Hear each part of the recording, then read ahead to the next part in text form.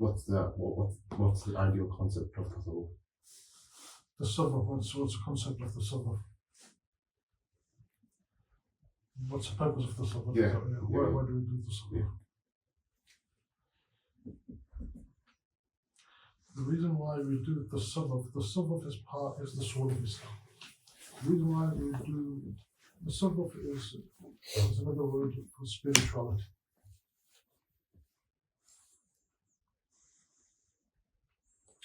One form is the physical human body. There's two parts for our worship. One is the worship that we do physical movements. The other is the spiritual part of the human. So if you go back to the definition of death, that will give you a little bit more understanding. What's the definition of death? Death is the separation of soul from body. So the moment the soul separates the body, that's a death.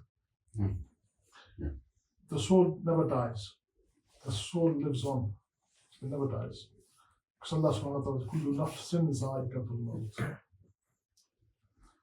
Because it's the nafs, which is the physical structure of human, that dies. The soul lives on. If you go back in the Quran, Allah subhanahu wa ta'ala says in the Quran that we gathered all the souls together and we asked them whether you testify that I am your Rabb. And they all said that we believe that you are our Rabb. So the soul, the existence of soul is undeniable. And also Allah subhanahu wa ta'ala says in the Quran, so the soul is there and the both of them are tested though. The nafs and the soul, they are both tested. So the soul is tested just as much as the nafs is tested. And they both go through the punishment inside the grave and after the day of judgment. They both go through the punishment. So it's not as if the nafs will go through punishment and the ruh will escape it. So the ruh will go through the punishment as well. So the purpose of the sabr is to nourish the soul, is to make the soul obey Allah subhanahu wa ta'ala as well, in line with the nafs, with the jism, with the body.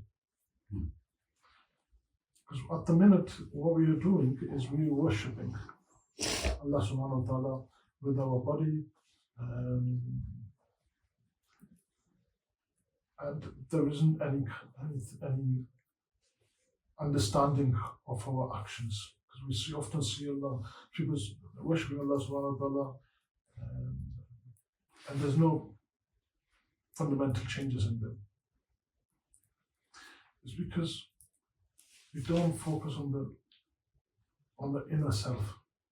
We purify, we clean ourselves, we wear beautiful clothes, we put smell on and everything, which is great. But that's the one part of our existence. But we don't think about the other side, the soul. And the soul is far greater. The soul has a greater purpose, has a greater importance than the body, if you like. Because the soul doesn't die, it just lives on the to its death. So the purpose of the sabr is to nourish the soul.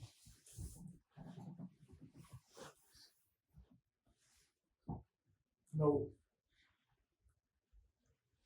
as I was trying to explain to you, the weakness of soul makes the jannat do certain things to us. And because we don't give food to the soul. And what do you think the food for soul is? What's the food for soul? What's the food for soul? Or what's the food for ruh? Zikr. zikr of Allah subhanahu wa ta'ala. And what's the zikr? The zikr isn't just the remembrance of Allah, it's not limited just to the remembrance of Allah subhanahu wa ta'ala.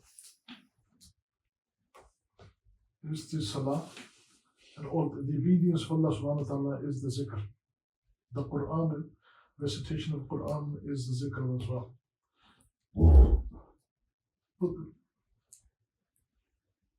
But is it just, what's the effective way of doing the zikr? Is it just by tongue? Because that's what most people do. It's not making any difference to their actions and their behavior. They're still committing sins.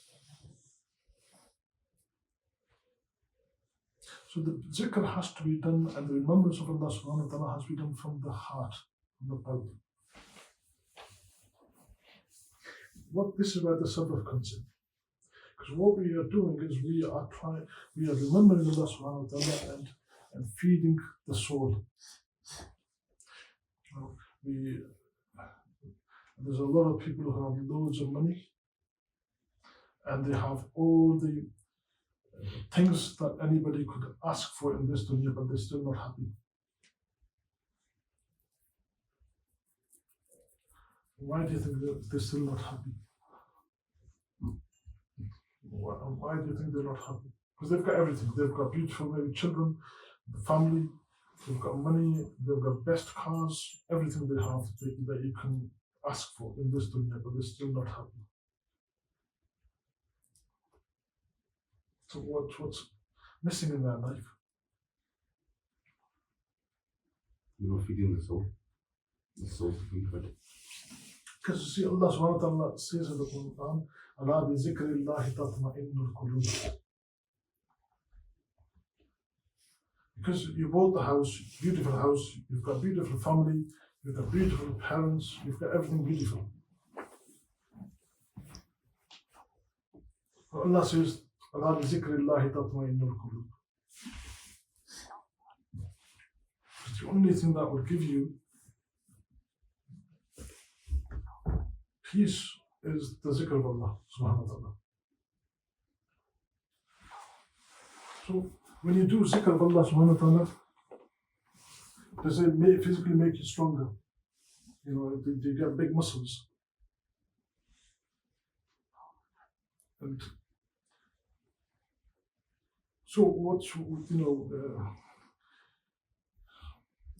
so where is the zikr of Allah subhanahu wa ta'ala going? Happening? Where is it happening? Because this is what the sabr, the basis of the sabr is the zikr of Allah subhanahu wa ta'ala. This is the foundation of zikr, the sabr. So where is the zikr happening? Zikr is happening in the heart. Heart is part of the soul. The heart where we do zikr is part of the soul. Where the soul is being fed. When the soul is being fed, the nafs becomes this. You see, there's two elements to ourselves. We're feeding the nafs when we, if you ever think about, imagine people who have loads of money. What their children's like. I'm not saying every one of this, all of their children can be the same, but what's the vast majority of their kids? Have you seen the vast majority of their kids? What behavior do they have? Those parents who have they leave loads of money for their children. What kind of behavior do they, in the vast majority of cases, do they display? Arrogance? They often are very arrogant. Aren't they? So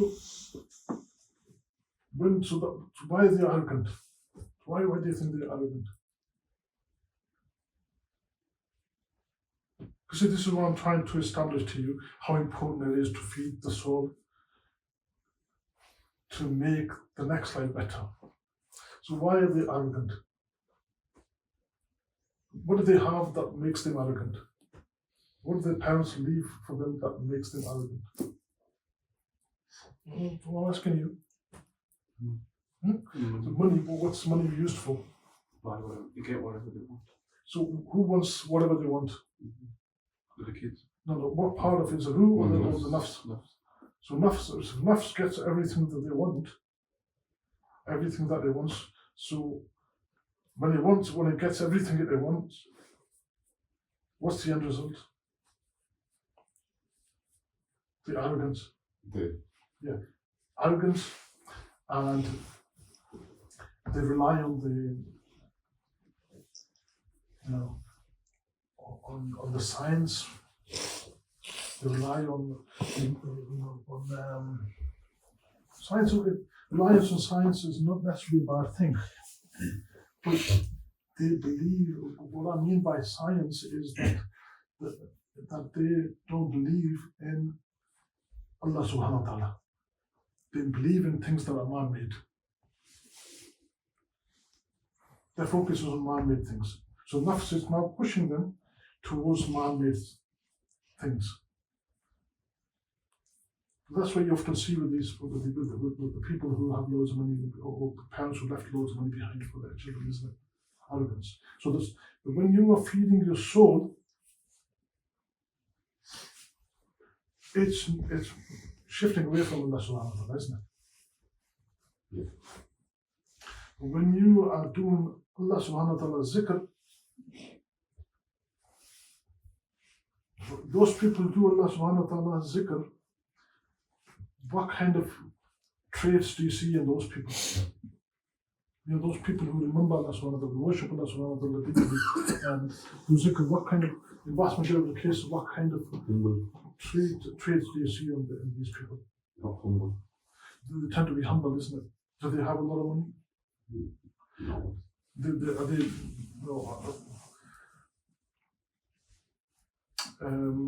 they don't really have huge amount of wealth in vast majority of the cases. But they tend to be humble. They tend to have good etiquette, good manners. Is that right? Which are completely opposite the ones who have loads of money. So our purpose is to feed these good manners and all the good etiquettes. This is part of the nourishment of the soul. Because if you think about it, fasting, is a worship of Allah subhanahu wa ta'ala. Allah subhanahu wa ta'ala told us not to eat for one whole month. So when we don't eat, yes, the body is becoming weaker, but something else becomes stronger. And what's becoming stronger? So The soul is becoming stronger.